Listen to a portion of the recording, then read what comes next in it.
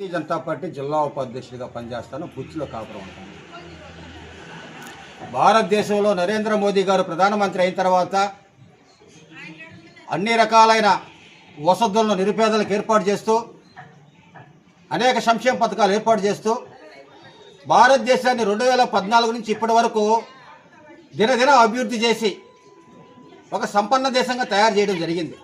అయితే ఇప్పుడు ప్రపంచ దేశాల్లో ఇరాన్ ఇరాక్లో యుద్ధం జరుగుతున్నా సరే,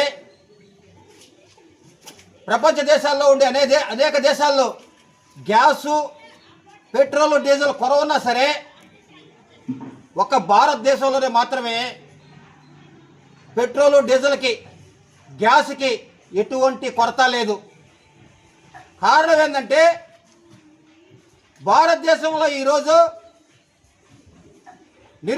నిరుపేదల పాటి పెన్నిదైనటువంటి ఒక రాష్ట్రీయ స్వయం సేవక సంఘంలో పనిచేసి నిరుపేద కుటుంబం నుంచి వచ్చి నిరుపేదల కష్టాలు తెలిసినటువంటి భారత ప్రధానమంత్రి నరేంద్ర మోదీ గారు అనేక రకాలైన ప్రయత్నాలు చేసి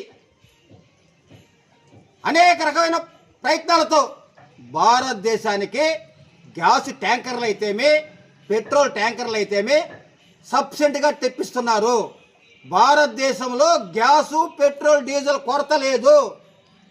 కానీ కొంతమంది దుర్మార్గులు, కొంతమంది దళారులు, కొంతమంది దగాకోరులు ఎక్కడో ప్రపంచ దేశాల్లో యుద్ధం జరుగుతుంటే ఇక్కడ గ్యాస్ కొరతుందని ఆ రోజు యూపీ హయాంలో ఏ విధంగా అయితే బ్లాక్లో గ్యాస్ నమ్మారో ఈరోజు కూడా అదే విధంగా గ్యాస్ కొరతుందని బ్లాక్లో అమ్ముతున్నారు.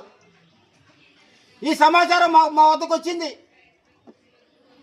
ఎవరు కూడా గ్యాస్ని బ్లాక్లో అమ్మడానికి లేదు. గ్యాస్ని 15 రోజులకు ఒకసారి మన గ్యాస్ బాయిలు మన ఇంటికే బుక్ చేసుకున్న 15 రోజులు తెచ్చిస్తున్నారు. కొంతమంది గ్యాస్ ఏజెన్సీ వాళ్ళు ఈ దళారులు కుమ్మక్కై భారత ప్రభుత్వానికి నరేంద్ర మోదీ గారికి చెడ్డ పేరు తేవాలని గ్యాస్ కొరతుందని చెప్తున్నారు. నరేంద్ర మోదీ గారి సైనికులుగా భారతీయ జనతా పార్టీ కార్యకర్తలుగా ఒకటే తెలియజేస్తున్నాం, మీ పద్ధతి మార్చుకోండి. భారతదేశంలో గ్యాస్ కొరత లేదు. గ్యాస్ ఏజెన్సీ వాళ్ళు మారండి. దళారులకు కానీ మీరు గ్యాస్ ఇస్తే దళారులు కానీ పెత్తనం చేసి 2,500 నుంచి 3,000 దాకా గ్యాస్ నమ్మితే మా టీములు గస్తీ తిరుగుతాయి. ఇంకా పట్టుబడితే మీ ఏజెన్సీని సీజ్ చేసి